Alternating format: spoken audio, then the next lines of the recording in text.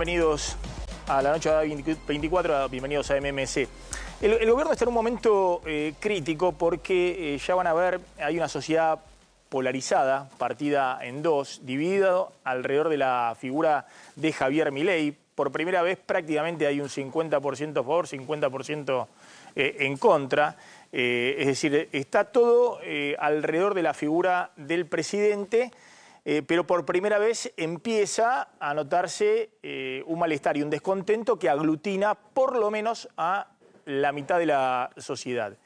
En medio de todo esto, los indicadores económicos están mostrando algunos que la caída y el consumo sigue para abajo, sobre todo en el comercio minorista. Este es el último comunicado de CAME que muestra, este dato es el que hay que ver. En agosto 1,6% menos es la variación mensual en agosto respecto a julio desestacionalizado, es decir, sin tener en cuenta los días feriados o alguna estacionalidad típica de agosto y de julio, menos 1,6%, es decir, el comercio minorista siguió cayendo, pero la caída es un poco más moderada respecto a lo que venía en el año, ¿no? Agosto estuvo 10% abajo las ventas respecto a agosto del año pasado, y en el acumulado de lo que va del año está 16% abajo las ventas en el comercio minorista, que es la primera línea del consumo del bolsillo de los argentinos, ¿no? Esto es autoservicios, pequeños comercios, pequeñas superficies y comercio minorista en distintos rubros. Pero insisto, la caída venía al 16%, en agosto viene al 10%, si bien siguió cayendo.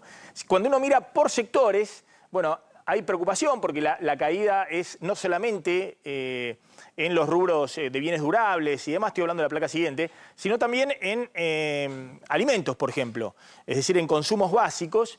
Y uno ve que en la mayoría de los sectores, salvo un repunte en lo que va del año en industria textil, pero lo mismo en el acumulado va para abajo, va todo para abajo, todo en negativo, y sobre todo alimentos y bebidas, que es muy llamativo, está en lo que va del año 20% abajo el consumo en el segmento del comercio minorista de alimentos y bebidas respecto al año pasado. De hecho, cuando uno ve el tema de alimentos y bebidas en agosto respecto al mes anterior, desestacionalizado, la placa siguiente, por favor, también hay una caída del 1,8%, es decir, CAME muestra que sigue todo en rojo y que en agosto siguió cayendo el comercio minorista. Sin embargo, hay indicadores de piso o de fondo y de recuperación en dos sectores claves y estratégicos para la economía. Uno es la industria, que el INDEC, esto ya es un dato oficial, ¿no?, de una cámara sectorial, muestra que en julio, es el último dato, se tocó un piso en la producción industrial y hay un crecimiento de la producción industrial en julio respecto a agosto. Por primera vez este es el indicador de la industria. Y también ocurre lo mismo en el sector de la construcción, donde hay un piso en julio y hay un rebote, un crecimiento de la actividad también de la construcción marcado. Este es el índice de producción industrial manufacturero. Insisto, si uno mira julio de este año respecto a julio del año pasado, está todavía 5% abajo, en el acumulado del año está casi 15% abajo, pero ahí hay un verde, y el verde es que en julio, respecto al mes anterior desestacionalizado, creció casi 7% la industria. Es el primer verde que se ve y marcaría eso, ¿no?, que hay un piso en la recesión en el sector industrial y empezó la recuperación. Si uno mira y compara respecto al año pasado, todos los sectores están fuertemente negativos. Pero este es el verde que hoy festeja el gobierno y que marca, por lo menos en el caso de la industria, que efectivamente es la primera información oficial de que hay un rebote, que se tocó un piso en la producción industrial. Vamos rápido. La placa siguiente se ve también en el gráfico de producción industrial, de nuevo, un piso ahí, y en la serie desestacionalizada 6,9% arriba la industria en julio respecto al mes anterior a junio. Si bien, si comparamos con un año atrás, todavía está 5% abajo. Lo mismo en la construcción. En la construcción, que ha sido el sector tal vez más golpeado de la economía en lo que va del año, que está 30% abajo, hubo un derrumbe, la construcción acumulado 30% abajo respecto a los primeros 7 meses del año pasado. Por primera vez hay también, según los datos oficiales, un verde en julio respecto a junio, desestacionalizado, 8% de crecimiento.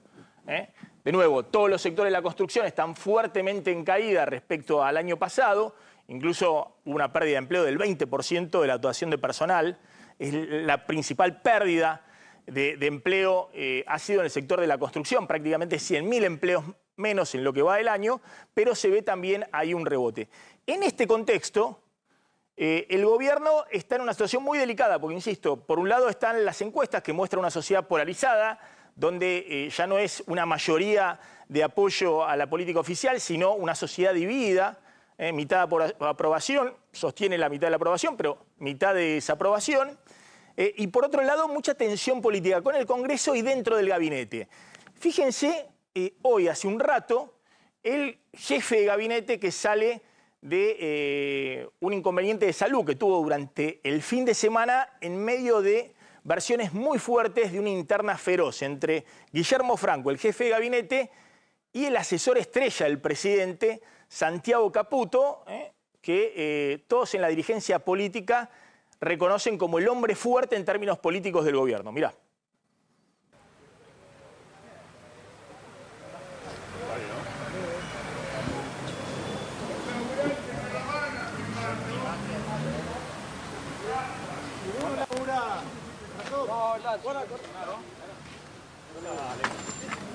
¿Cómo se encuentra, Franco? Por prescripción médica no me atosiguen. Está bien, está bien. Pero va a descansar un poco. No, está bien. Lunes, martes y miércoles. Martes continúa en el cargo, ¿no? Sí, continúa. Continúa en el cargo. ¿Cómo está la relación con el gobierno? Subir al auto.